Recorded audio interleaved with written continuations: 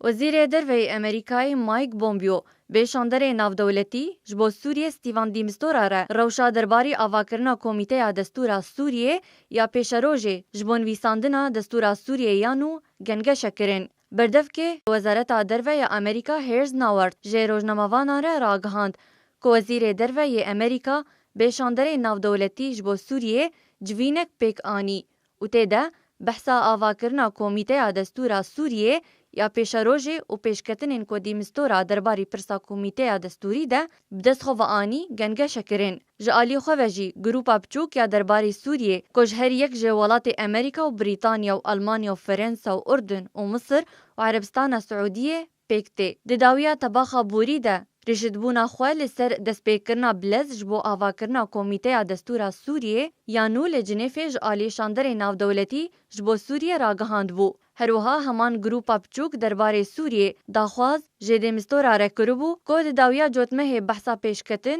و داوی زانیارین که بدست خو و آنینه دوی درباره ده. هر لسر وی داخوازه ولات روسیا رخنین تند لگروپا بچوک کر و گود که اف داخواز دبه فشارک لسر دی مستورا و آماجه کر که دست نشان کرنا دمه دوی وارده شاشیتیه که مزنه.